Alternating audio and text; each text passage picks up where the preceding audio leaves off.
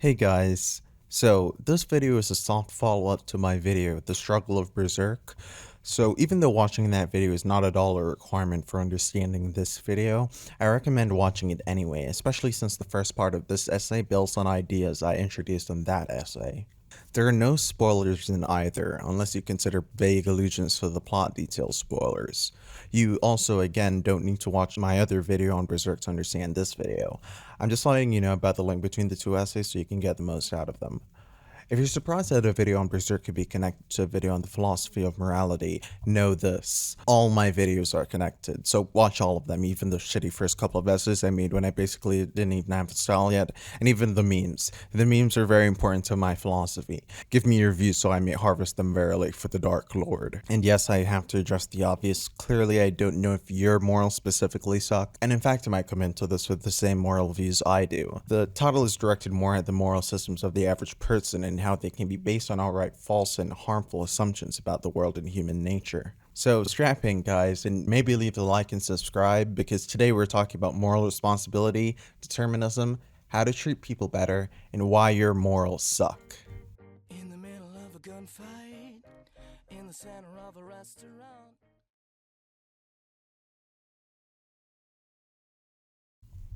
Part 1. Griffith did everything wrong. But does that matter? In my last essay, I talked about how Guts' struggle with overcoming his trauma formed the narrative core of Berserk. For those of you who don't know, my boy Griffith over here, literal femboy goals-based god hand, did a bad to Guts. A really big bad.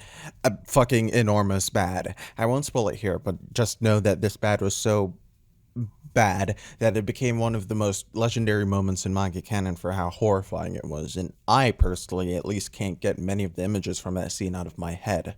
On the internet, there's been an attempt to exploit the sympathetic aspects of that bad decision Griffith made and to legitimize his actions over the course of the series, exemplified with the phrase, "Griffith did nothing wrong," which to me at least is a phrase as blatantly ridiculous as the one it's referencing. I mean, Griffith has done some horrible stuff. Not only is he literally a servant of the idea of evil, but he's killed hundreds of innocent people in the most brutal way imaginable. He's a rapist, he brought drugs, he brought crime. Okay, he didn't actually do those last two things, but you get the idea. Importantly for what we'll talk about, he maimed, disabled, tortured, and traumatized his former best friend, our protagonist, Guts. He didn't literally do everything wrong, but on all the important moral questions, I think we can say Griffith scores an F, and Guts has every reason to hate him. I mean, the whole story is centered on taking his revenge against Griffith, isn't it? It seems like that at first, but like I talked about in my last essay, the manga becomes more about Guts learning that some things are more important than revenge, that indulging hatred only leads to more suffering for everyone involved. Griffith undoubtedly did a lot of awful stuff, but does it make sense to hate him? Let's think about the circumstances around what Griffith did.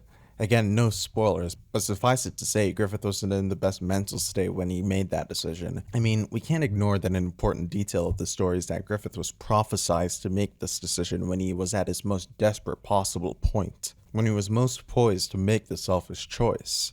And after he made that decision, that was it. He was femto, basically a different person. Griffith died after that decision. Most of us can agree at least that the absolutely horrific circumstances Griffith endured right before he had to make that decision, and the fact that he was offered a way out of the permanent suffering of his body and mind, should at least influence our judgment of his actions from a moral point of view. Surely if he'd done all he'd done without having gone through what he did, his decision would intuitively seem a lot eviler, a lot more malicious, and one would want to hold him more responsible than in the previous case. If you can agree then that the circumstances surrounding a moral action should be considered when determining whether someone is responsible for that action, then what happens if we take that view to its extreme? What happens if we really start considering all the factors surrounding someone's actions? Part 2. The basic argument in moral luck. Let's say that Griffith was the kind of person to make that decision even had he not gone through the horrible stuff he did. Like we said, he seems to be more morally responsible than otherwise, because there is an implicit freedom, or rather an implicit lack of coercion involved in Griffith's mental state at the time of that decision. Therefore, it seems when we consider moral responsibility, the extent to which a person is absolved of that responsibility depends on their freedom when taking that action, their ability to make another choice. If one truly had no other choice than to take an action, one would likely not assign any particular moral weight to that action. For example, if I had to kill a random person because someone is threatening to kill my wife within seconds if I didn't, few people would blame me for that. Even many virulent pro-lifers make exceptions for cases in which the life of the mother is at risk, because the circumstances requiring a potential abortion are inherently coercive for the mother. And in the famous trolley problem, that meme where you have to choose between entering killing 1 or 5 people by flipping a switch, were the situation to happen in real life and the effect of the time constraint of the moving train on the moral agent's ability to think taken into account, few people would actually hold the person who had to make that decision to be morally responsible, regardless of the action they took, which is part of why I think the trolley problem fails as a point of moral discussion. The problem is if you accept that, and few people don't because of the obviously severe implications of discarding context in moral discussions, then there are massive implications inherent to that belief, many of which Bernard Williams, Thomas Nagel, and several other philosophers summarize in the idea of moral luck. Where a significant aspect of what someone does depends on factors beyond his control, yet we continue to treat him in that respect as an object of moral judgment, it can be called moral luck. Such luck can be good or bad, and the problem posed by this phenomena, which led Kant to deny its possibility, is that the broad range of external influences here seems on close examination to undermine moral assessment as surely as does their narrow range of familiar excusing conditions. If the condition of control is consistently applied, it threatens to erode most of the moral assessments we find it natural to make. The things for which people are morally judged are determined in more ways than at first we realize by what is beyond their control. And when the seemingly natural requirement of fault or responsibility is applied in light of these facts, it leaves few pre-reflective moral judgments intact. Ultimately, nothing or almost nothing about what a person does seems to be under his control. Now, I know this seems like a bit of a crazy, complex, and confusing truth bomb, so let's rewind and I'll try to explain it simply. Take a simple example. Let's say you're driving your car, but you're really tired coming home from work, so your eyes shut for a few minutes and BAM! You hit someone and they're just stone cold fucking dead. Nothing you can do about it. Did you murder them? Some may say yes, more likely will say no, but either way, most people would say they bear some responsibility for manslaughter if nothing else. But hitting someone on the road wasn't a free moral decision, because you couldn't have made another choice. The fact that someone was on the road was just bad luck on your part. How can you be responsible for that then? You might say that you would be responsible, but just not as responsible as you would be if you deliberately ran over the person. But what are you responsible for doing? What did you do wrong? Close your eyes for a few seconds while driving? Should a person be held responsible for manslaughter if they ever close their eyes for more than a few seconds while driving? Even for cases like drunk driving, where there is more of an element of choice, why do people treat with more revulsion the one who drives drunk and kills someone than the one who drives drunk and arrives safely? That anyone died was purely due to luck. But if we treated every mistake on the road as being morally equivalent to the lethality of its possible consequences, we'd have a lot of vicious killers on our hands. You might not be so interested in that though, because admittedly these cases of moral quandary are marginal. But what if we expanded this idea of moral luck to include a much, much larger array of cases? What if we expanded it to all cases? Well, you get what Kant was afraid of, but let's be more open-minded and analyze what that position would actually mean in a practical sense, and if his fears of this argument breaking down all morality were warranted. If you think about it, any situation wherein a person has to make a moral decision involves moral luck, because the decision they make at a certain moment is intrinsically linked to the circumstances surrounding that moment, and maybe even more importantly, who that person is at that particular moment. While there may at first only seem to be a few relevant factors when discussing moral luck in a given moral case, there are in fact virtually an infinite number of factors that lie completely beyond the control of the individual. The decisions we make are a lot less of the free choices we might want to believe they are. Take something like your average mugging. A superficial analysis of the moral luck in this situation might identify, for example, that if the mugger had not been in that place at that time, then the mugger wouldn't have mugged, so to speak, and so the fact that there was a mugging at all was up to the moral luck of there being a suitable mugger. Since that wouldn't change the fact that the mugger had the intention to mug though, you might go even further with the analysis and say that had that mugger not been in a socioeconomic situation that caused them to believe that mugging was an option worth taking, they wouldn't have taken that action, and you'd be right. But your analysis would be woefully incomplete, because there's so much more to consider than just those two things. What if the mugger had a different upbringing? What if they had more of a support system? What if the mugger hadn't had some experience in his childhood that indirectly led him to think mugging was a good idea? What if they had a completely different genetic structure that caused them to develop a brain that gave birth to a risk-avoiding personality, thus making the mugger not the kind of person who would want to mug a person in the first place?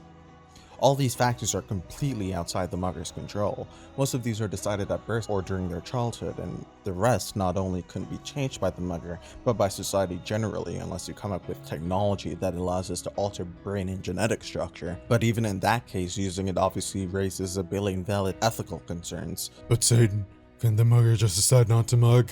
Donald Trump? Yes, Satan. Ever since I lost the fake election, I've become interested in moral philosophy, which, I probably should have been before Biden beat me, so I could have realized how much of a piece of shit I am and not bombed and caged all those brown children I did. So that's very bad, but I'm watching this video and it's tremendous. Do you even understand most of what I'm saying? No, but you have a nice voice. That's what I'm hearing. A lot of people are saying this is tremendous, folks.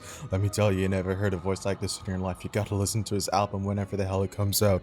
Hopefully early next year. It's the best voice in this room right now. Mainly because the only other voice is Satan's shit Trump impression. Anyways, this is somewhat of a predictable question coming from you, considering it's the most myopic, low-effort one possible. But yes, technically the mugger could just choose not to mug, but to do that he would have needed to have been born as or otherwise environmentally influenced to become the kind of person who would choose not to mug. There's no such thing as a free choice, Don. Every choice comes from you, and you had no choice in who you were. Of course, even if they wanted to, there are a lot more factors beyond wanting to do something that can keep a person from doing it. You should know, otherwise you choose to do a coup right now. Just watch me, Satan. So how can we say he's responsible for his actions then? Trump or the mugger, I guess. Arguments like this are why many moral philosophers are skeptical about the validity of the idea of moral responsibility altogether. Galen Strawson is a prominent example, having laid down a formal version of this argument in his 1993 essay, The Impossibility of Moral Responsibility, through his concept of the basic argument. The basic argument has various expressions in the literature of free will, and its central idea can be quickly conveyed. 1. Nothing can be causa sui. Nothing can be the cause of itself. 2. In order to be truly morally responsible for one's actions, one would have to be causa sui, at least in certain crucial mental respects. 3. Therefore nothing can be truly morally responsible. A more cumbersome statement of the basic argument goes as follows. 1. Interested in free action, we are particularly interested in actions that are performed for a reason, as opposed to reflex actions or mindlessly habitual actions. 2. When one acts for a reason, what one does is a function of how one is, mentally speaking. It is also a function of one's height, one's strength, one's place and time, and so on. But the mental factors are crucial when moral responsibility is in question. 3. So if one is to be truly responsible for how one acts, one must be truly responsible for how one is, mentally speaking, at least in certain respects. 4. But to be truly responsible for how one is, mentally speaking, in certain respects, one must have brought it about that one is the way one is, mentally speaking, in certain respects. And it is not merely that one must have caused oneself to be the way one is, mentally speaking. One must have consciously and explicitly chosen to be the way one is, mentally speaking, in certain respects, and one must have succeeded in bringing it about that one is that way. 5.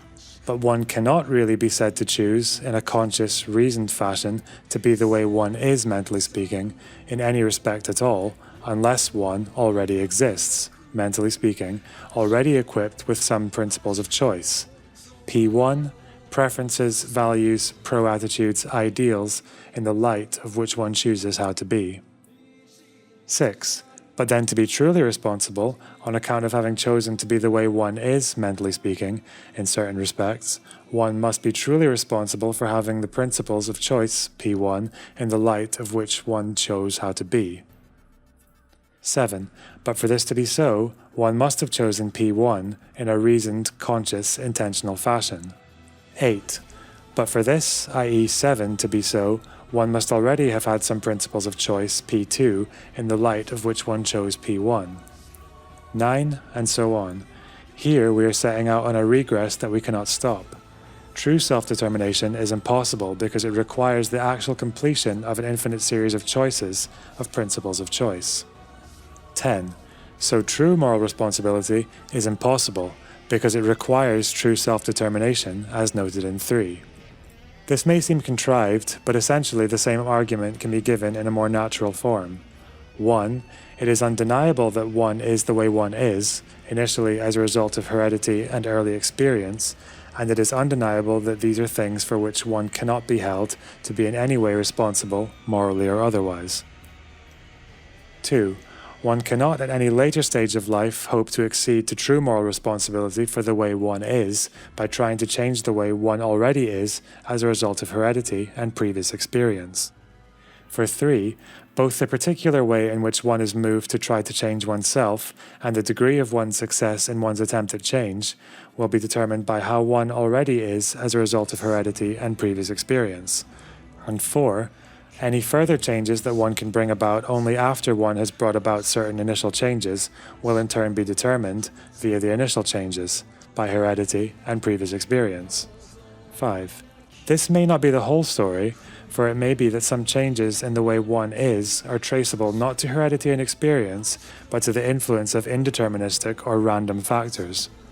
But it is absurd to suppose that indeterministic or random factors, for which one is ex hypothesis in no way responsible, can in themselves contribute in any way to one's being truly morally responsible for how one is. The claim then is not that people cannot change the way they are. They can in certain respects, which tend to be exaggerated by North Americans and underestimated perhaps by Europeans.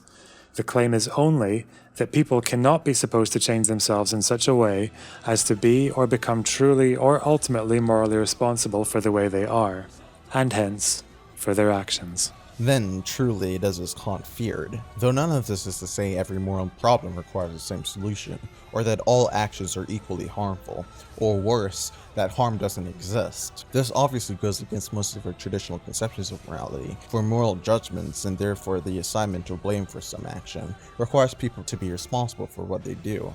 To bring this back to Berserk, Griffith didn't lose his moral responsibility when he became a new person as Femto. He never had it, even when he made this decision at the eclipse.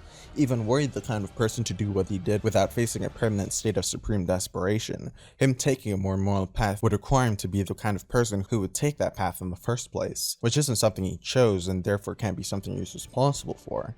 Gus therefore can't be justified in holding Griffith morally responsible for his actions. And as a fellow abuse victim, that should make me really uncomfortable, right?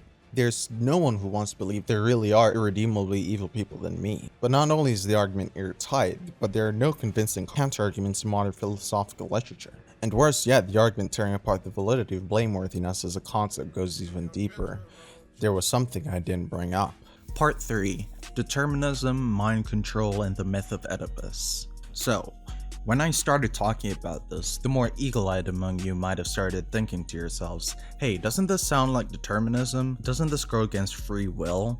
The answer is yes and no. The ideas of moral luck and the basic argument both claim to be true regardless of the validity of free will, and that is true, but the claim assumes a coherent to most conceptions of free will that just doesn't exist. Free will, as most know it, could have never existed in the first place because it, by its nature, violates even the most basic conceptions of logic, causality, and physics. Most people have this boogeyman version of determinism in their heads, and it's just not based in its theoretical reality, despite most philosophers who study this stuff being either hard determinists like me, or compatibilists / soft determinists, who distinguish themselves from hard determinists by insisting on an alternate definition of free will that is compatible, hence the name, with determinism. It's that one I think Strawson refers to when he says his argument is true whether or not free will exists, likely because the popular one is so philosophically untenable. There seems to be two main misconceptions in popular culture of how determinism works: the mind control case and the Oedipus case. You probably already guessed what the first one is. When a lot of people hear about determinism, they get this vision in their head. Its argument is that conscious faculties don't exist, that choices are made according to some form of mind control put on you by environmental and corporeal factors wherein there is no thought, only mindlessly performing what is required of the body by determinism. This, of course, is nonsensical, which is why no one would argue it. This misconception comes from the inherent difficulty with conceptualizing choice as a consequence of pre-existing factors, and not as a driving force coming into existence by its own design. Simply, we have a hard time realizing that people make choices for reasons, and not, in fact, for no reason, which is what the popular conception of free will amounts to, doing things for no reason. I mean, to argue determinism isn't true, you'd have to argue one of two things: that causality isn't real, or that actions are taken at random. Yes, for the Berserk fans still in the audience, causality is actually a real thing and not devil magic.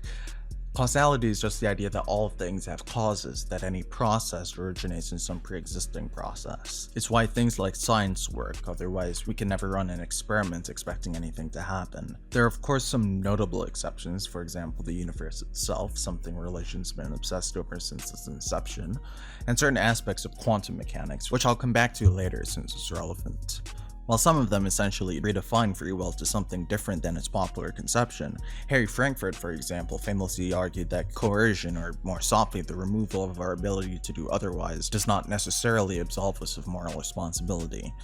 The Frankfurt cases basically imagine a situation where someone, A for example, decides to influence another person, B, to do another thing in a way they can't detect and thus have no control over. However, says Frankfurt, if B had been planning on doing that same thing regardless of A's influence, then B intuitively should hold some responsibility, despite being incapable of doing otherwise. Leaving alone the obvious problems with using intuition as a source of morality, something Gale and Strawson referred to as the reactive attitudes that shut down our capacity for complex moral thought, equivalent in some way to moral judgment in itself. My allusion to mind control for this misinterpretation should make my criticism obvious. The case of one conscious entity influencing another conscious entity, secretly or not, isn't the same as determinism's relationship with the mind, and that determinism doesn't exist as some physical character. The mind has no pure state outside determinism from which it can be controlled. It's an analysis of causal relations, a form of pedagogical categorization. It cannot be separated from the mind like A can be, because determinism is the mind, as it is everything within the universe. All Frankfurt did was obscure what the original hard determinist argument was. Remember, our argument isn't that there is no choice, nor is it that choices are forced, but that factors that go into a choice cannot be freely determined. Frankfurt begs the question, assumes his own conclusion that free will is compatible with morality because B's choice is independent of A's. A could have been cut out entirely from the cases and it wouldn't have made a difference for B's choice, who Frankfurt assumes is an otherwise free agent. Frankfurt therefore hides his compatibilist argument in his premises, making it circular, a common end state for the arguments of those who argue for moral responsibility. The second case is the Oedipus case. For the couple of you not aware, Oedipus is his character in an ancient Greek play, a king who's told by a prophet he's destined to kill his dad and have children with his mom. And the whole point of the story is that no matter what he does to try to avoid it, fate has it so all his actions tragically lead to the same destiny. That's what the Oedipus case is then, destiny, an inescapable destiny. One might understand how choices might exist in the absence of moral responsibility, and yet misinterpret the hard determinist argument as that of a future set in stone, wherein a person cannot escape their biological and environmental programming. As my colleagues know, I'm passionate about those affected by poverty. My wife Carolyn and I started out together at the age of 19 with nothing. We did odd jobs, and we were on food stamps. I know the face of poverty, and for a time it was mine. That is why I know people in this country can still, with all its faults, rise up and succeed and not be encouraged to break the law. Of course, the purely libertarian form of this free will argument employed by the congressman there and rejected by most modern philosophers isn't that convincing, that the circumstances surrounding a moral action like poverty shouldn't be considered when determining the morality of that action is something most people would reject if they thought it through for more than a few seconds, because clearly certain circumstances make it more or less possible to take a certain action. But more sophisticated forms of this argument exist, such as the standard compatibilist redefinition of free will. I think this is the hidden agenda for all of the consciousness work, and particularly the controversy around it. People want to know about free will. They want to protect free will, and so they should. It's very important. But what they also have to realize is that free will is just as hard to reconcile with indeterminism. If the world is undetermined, it's just as hard to see how you could have free will that mattered, because you want to determine what you do. It's really interesting that we use this word determined And mainly, it's a term of praise. We say, she's so determined, and so we should. We want to determine our actions, but we don't want us to be determined in the determining of our actions. Now, I think that people have been looking in the wrong place for 2,000 years and more on this. They've been looking at physics, determinism, indeterminism physics. They should have been looking at biology, because the key to free will is understanding that free will is a biological level phenomenon. It's not a physical level phenomenon. We are freer than our parts. Our parts don't have free will, but we do. Now, how could that possibly be? Without adding something extra. Without adding anything mysterious. So we have to make free will compatible with determinism. Right. But we're not going to say that our actions aren't determined, but we're going to show that they're not inevitable. Now, the most natural thing in the world to say is, if my future is determined, then it's inevitable. What on earth does that mean? Compare. If my future is determined, it's determined.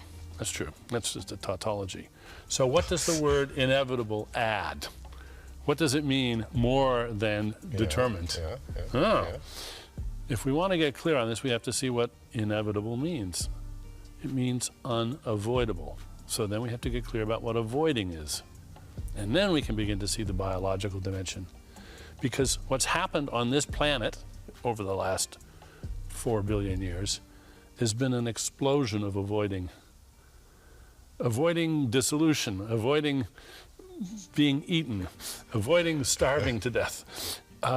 What evolution has done is designed organisms that do a little bit of avoiding. And there's been an arms race, and the avoiders have become cleverer and cleverer and cleverer. And how do you avoid something? You avoid something by anticipating it and then taking corrective measures. Right. The simplest case, incoming brick. You see it, you duck, you avoid it. You say, well, you see, I avoided that incoming brick. Well, was it ever really going to hit you? No, because the light bounced off the brick into your eyes, you saw it in time so that you ducked. So suppose you were determined to duck. Well, then the brick was never going to hit you, was it? It just seemed as if it was going to hit you. What we have to understand is that free will is our capacity to see probable futures that seem like they're gonna happen, in time to take steps so that something else happens instead. Ironically, considering this is a guy from the New Atheist memes everyone pretended to know near a decade ago, even though they didn't, the philosopher in the club, Daniel Dennett, seems to have a religious dedication to the concept of free will, and clearly making arguments starting from the assumption that free will must be protected instead of without judgment at all. So to do that, he redefines free will into something most people do not define it as. Even assuming there are no problems with the internal logic of his redefinition, one can easily see that no compatibilist choice is truly free, because every action occurs within a context it cannot be morally separated from. This context is how, for example, various communities of color are forced disproportionately into certain modes of existence. It would be a mistake to refer to people from all these groups as taking equally free actions to participate in them, songs alluding to fucking skull shapes.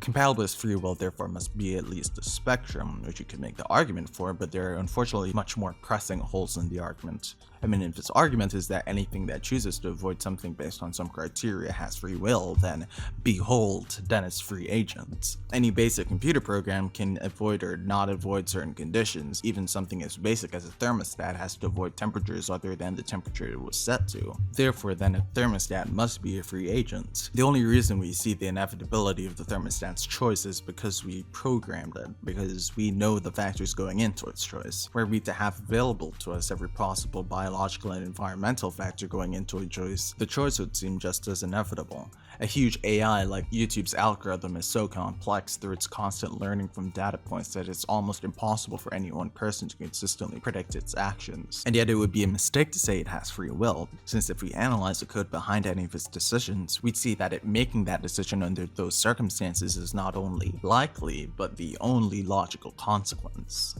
This is why I often say determinism is a fact. It's not the unfalsifiable mind game some people think it is, but an empirical description of physical laws, of how any action must be the result of some previous action. Redefining free will to basically mean autonomy, though, doesn't address the core moral points I and many other hard determinists make. Certainly a person's autonomy when carrying out an action should matter when determining whether it is theoretically possible to do otherwise, which can be relevant for determining the source of a harm or virtue, but this doesn't mean it is in fact possible to do otherwise. This is why Kant, the same guy who feared the implication of our arguments called compatibilism a wretched subterfuge and word jugglery, it's clearly an attempt to obscure what the actual conversation is supposed to be about. The only other option for someone like Kant then is the final refuge of the free willers, philosophical magic, also known as non-naturalism. This is a branch of philosophy that deals with making up a whole bunch of unscientific and unfalsifiable claims about the universe you think might be true intuitively, and is one of the many reasons philosophy often gets a bad name as a bunch of ancient white men jerking each other off over their fanfiction of how the world works. The non-naturalists usually provide some otherworldly explanation for free will that involves free agents somehow bypassing normal physical laws. Religions like the idea of free will, so most have some variant of this belief, but there are of course secular versions in philosophy as well. There's again Kant's version, which argues in a way somewhat linked to Kant's deontological moral system that humans inherently know is from ought through reason and can spontaneously create new events outside existing physical laws. And fittingly, the argument is about as solid as his initial moral system, meaning paper fucking thin. I'll get to the problems with Kant's moral system in general later, but the obvious problem is that of, evidence, and the same goes for hypotheses like Descartes' mind-body dualism, which states mental processes happen outside the body.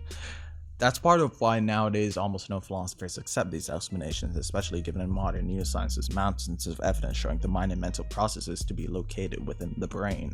But there are problems with these arguments beyond just the lack of empirical evidence, because even if one argues actions can generate events that violate physics, which even some compatibilists argue, it remains to be seen how that allows a moral agent to act outside their physical and mental programming. If one argues some event took place, one must necessarily argue that this event occurred for some reason, or no reason. If it's for no reason, then the event was random, like with the quantum mechanics objection to determinism internet armchair intellectuals with no understanding of determinism or quantum mechanics like to raise. If that's the case, then there is no free will, because like Daniel Dennett alluded to, you can't be free if you can't determine what you do. If it is for some reason, then it's either because of who the moral agent is, or not because of who the moral agent is. If it's not because of who the moral agent is, then there can't be free will because the agent had no involvement in the moral choice. If it's because of who the moral agent is, there still can't be free will, because free will implies the ability to act differently than determined, and you can't act differently than how you are if you're acting based on how you are. All the non-naturalists are doing then is even more sneakily obscuring the central question by deferring to a metaphysical hypothesis that doesn't even solve the problem they think it does. And that problem can only be solved by abandoning our traditional conception of morality. Part 4.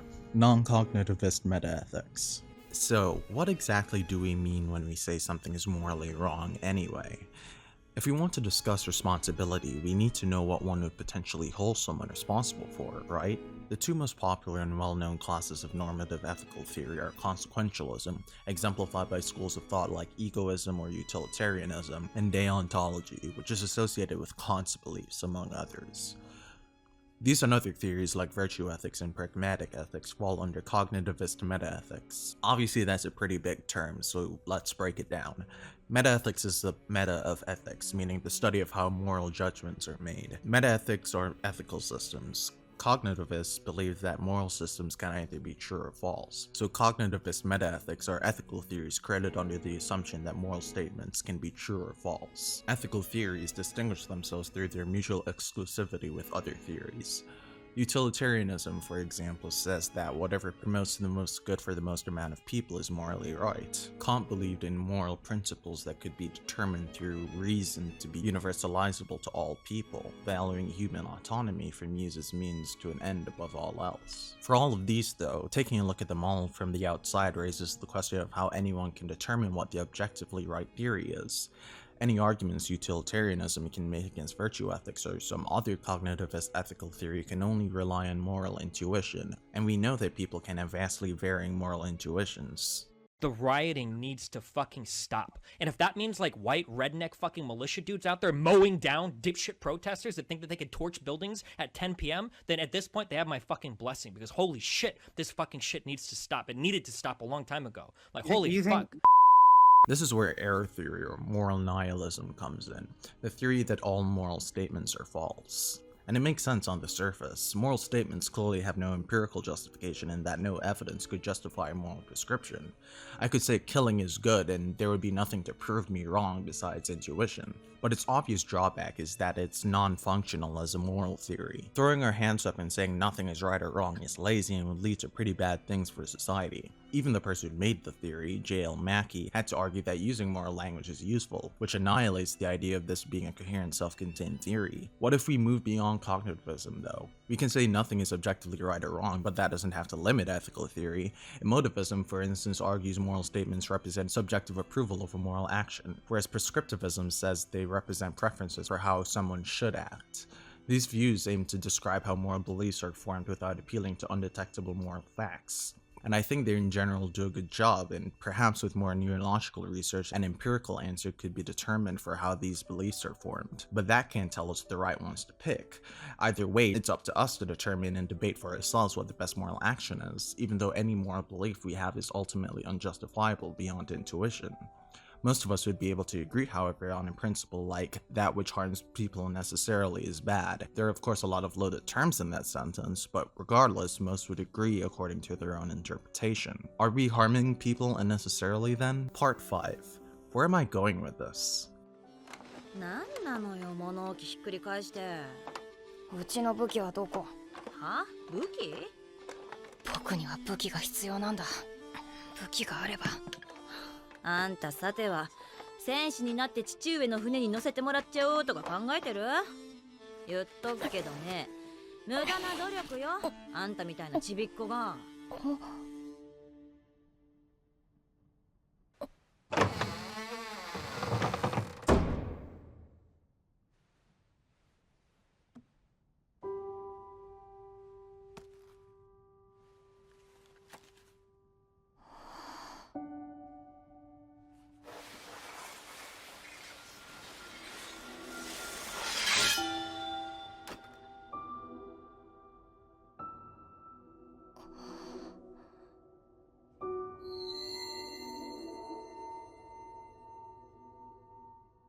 綺麗。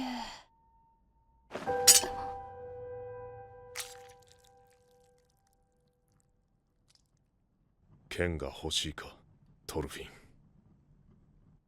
剣は人を殺す道具だ。お前はこれで誰を殺すつもりなんだ。敵。よく聞け、トルフィン。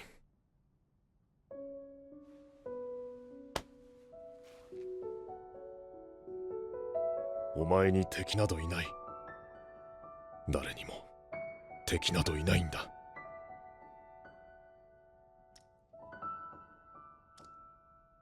傷つけて良いものなどどこにもいない。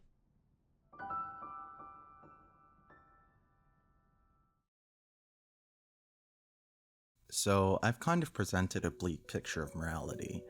I've argued and I'd say demonstrated that no one can be responsible for their actions. They have no true choice in what moral actions they choose in either case, and there is no right and wrong, only what we think is right or wrong based on ultimately arbitrary intuitions. But it also scarily seems to map perfectly onto reality.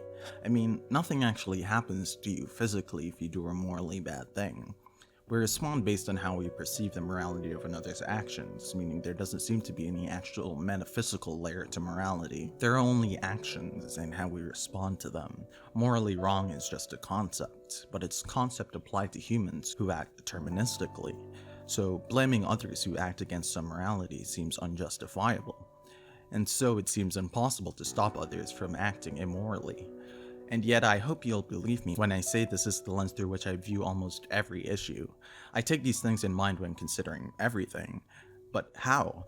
To circle back to abuse, how can I not blame those who abused me? How can I not feel hatred towards them, want them to suffer as much as I've suffered? And the truth is, I do, but that's not like a good thing, right? I mean, not to get corny here, but hate does in fact lead to anger, and anger does in fact lead to suffering. We know, at least in some contexts, that indulging negative emotions corrupts not just the self but everything around the self. But in others, where purging those emotions become too difficult, we feel the need to justify it, or worse, to obscure the true vengefulness of our actions behind the nebulous and ultimately arbitrary idea of deserving that treatment. I referenced something Galen Strawson calls reactive attitudes before. This in reality is what keeps most people from accepting the conclusions I draw here. It has nothing to do with a philosophical disagreement. It's just easier for people to respond with a knee-jerk disgust towards immorality, rather than with a constructive and restorative solution. Worse, many, maybe even most of us, take a certain pleasure in vengeance. If there are clear-cut rules, then we don't have to think about the moral implications of how we treat people who break those rules. The rules say they deserve what's coming to them, so they deserve what's coming to them, and if I smile as they suffer, well, ignore that. And these attitudes seem pretty normal. Most people I know, of course, including myself, feel them to some extent, especially in our culture, which is so centered around free will. But deprogramming these attitudes isn't about immediately adopting a Zen attitude towards all other people, having no moral judgments and only universal love and care for everyone. It's about recognizing that letting go of these emotions would probably be good for everyone, and then trying to do that. Purging hatred and responsibility from our culture will be a long process that people need time, understanding, and patience to get through. But the first and most important step is recognizing these attitudes exist in the first place and resolving to allow those feelings to pass. For the skeptical philosopher, the concern would likely be towards the functionality of such a vision of morality. After all, how can we get people to act in ways that are beneficial to society if there's nothing to appeal to?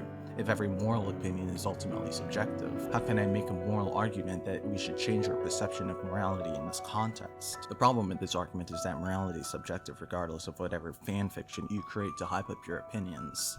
This in fact is not a matter of opinion. This isn't to say I reject moral systems or reasoning using a pre-established moral system, but you're deluding yourself if you think choosing one moral system over another isn't completely based on intuition. Perhaps then it would be better to recognize that and to argue for moral positions with this in mind, instead of childishly ignoring it. I don't feel the need to imbue my moral opinions with a metaphysical weight they don't deserve. Human morality is clearly a human construct, and it should be treated as such, not being some objective fact about the universe, but a way to foster optimal relations between people in a society.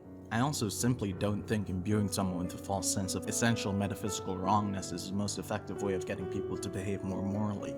There are other ways that don't involve violating one of the core tenets of our morality to sustain it, that is, blaming others who aren't truly morally responsible. Let's look at the purely ethical level. We've known that, as far as it's existed, morality has been inextricably linked to the socio-political context of its time, and that the morality of the individual generally changes as the context changes. Morality doesn't arise in a vacuum. Thus, it seems likely, should the human race exist in the next few centuries, the general moral context of the time would see our morality as relatively inhuman and unacceptable. Perhaps then it's better to recognize that flux in the moral zeitgeist by formally disclosing the intuitive biases with which we enter a discussion. It's possible to turn moral arguments into deductive, or at least semi-deductive ones, through axiomatic agreement. Axioms, the root of axiomatic for those who don't know, are assumptions regarded by the relevant parties as self-evidently true. In our case, if we agree, for example, that forcibly removing the autonomy of another without justification is bad, and that murder is an unjustifiable removal of a person's autonomy to live or not live, then murder, by consequence, is bad for the purposes of our moral discussion. As the moral systems become more complex and more factors need to be considered, the ability to deduce a conclusion becomes less and less clear-cut. But moral arguments were never anywhere close to that to begin with. This, I think, works better than trying to assert the supremacy of a certain set of moral beliefs, regardless of if you want to use a framework like that to come to moral conclusions, which is totally cool to do. Getting someone to believe they are wrong based on their own values is likely even more effective than trying to convince someone of that using theoretical metrics. And of course, if one of the moral agent's axioms is particularly disturbing, like removing the autonomy of another never needs justification, then we know we have a problem. That being said, even in the worst case similar to this, blaming someone, holding them as ultimately responsible for their actions, is morally unjustifiable. So, despite how hard it may be, we must try to imagine people who take bad actions not as people with our exact worldview who choose to take those actions just because, or because they're evil, whatever that means, but as logical products of their environments that can change, as everyone does. This of course doesn't mean that all moral injustice is the same, or that the response to it should be the same in all cases. There's obviously a difference between a person who didn't look both ways at the stop sign and accidentally ran over someone with their car and Hitler, but that difference isn't the result of some vague notion of responsibility, but because of their respective abilities to do otherwise, their autonomy, or their free will in the eyes of the compatibilists. Whether a person needs to change their behavior in response to a morally bad action depends fundamentally on their intentions with their behavior, the harm caused, and whether their behavior is likely to cause further harm. That brings us to the legal level of the discussion. In my opinion, our current legal system is completely broken beyond repair and needs to be overhauled even in terms of the basic assumption of what is and is not justice. What we have now is almost totally a system of discriminatory punitive justice, which is thoroughly steeped in the fallacy of free will. Our current system of state justice takes the form of a punishment for a perpetrator of a crime.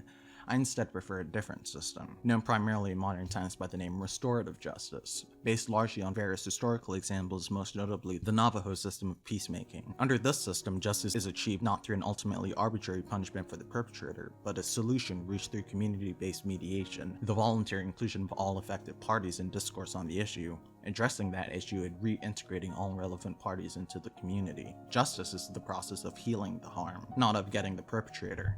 To the extent that's necessary, it should be subordinate to the ultimate goal of healing the harm done. Honestly, even if you've watched all this and still believe in free will, responsibility, objective morality, I'd still say restorative justice has to be the way to go, because it's not just a system built to satisfy my particular view of morality. There are many people who believe both in free will and responsibility who still support restorative justice, and that's because it simply almost always creates better outcomes. There's a wealth of research and resources I'll leave in the description if you want to know more about how restorative justice works, but overall, the emphasis on creating the least harm and the best outcomes for all parties involved, including the perpetrator, almost always leaves people in a better place in every sense than the alienating system of punitive justice we have now. Canada's Justice Department's own article on the research on restorative justice concludes, "It is clear that victims tend to be satisfied following their involvement in a restorative justice program," citing various polls showing higher rates of satisfaction with restorative justice programs. All this being said, it can be hard sometimes to visualize practically how no one can be responsible for their actions. I mean, it just seems so counterintuitive for us to treat everyone with the same base level of love and understanding regardless of what they have done. To illustrate my perspective then, I'll address a question a lot of you probably have been wondering. What about Ted Bundy? Ted Bundy was one of those rare, supposedly pure evil serial killers who didn't have a particularly hard life, notable traumas, or mental illnesses that might provide an easy explanation as to why he did what he did. He kind of just seemed to like killing. While it might be easy to look at someone like that and indulge in hatred for them, someone who has so little regard for human life cannot be of sound mind, by definition. Even if Ted Bundy was as he was because of nature and not nurture, it still wouldn't be his fault. While forced incarceration would probably be necessary for a case involving several extremely violent incidents, we'll never know if Bundy would have changed with treatment because the state killed him. We can't throw away our moral principles the moment we see a difficult case. The idea that someone can reach a point wherein they lose all moral consideration is just a convenient excuse to engage in schadenfreude. If we aren't helping everyone, even the worst among us, to the best we can, well, maybe our morals just fucking suck.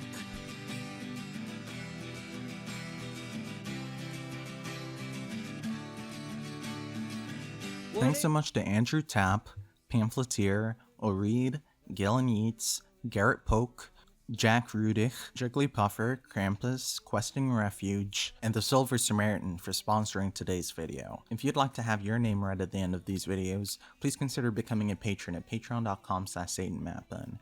You can also make a one-time donation at paypal.me/satenmadpun. Thanks so much for watching this one, guys. This one obviously took me quite a long time. The topics were obviously pretty, complicated, so it definitely took me a lot longer to write this one than, the Harry Potter essay, for instance, even though that one was technically longer. But I felt like I really needed to make this one just because, I felt like this topic was so important and it influences so much of many analyses of various topics that I thought it was important to sort of, lay that philosophy out in sort of, formalized terms, I guess. I wanted something that was had the sort of clarity and detail to inform like basically anyone who's willing to put in the time and the effort to be able to understand it.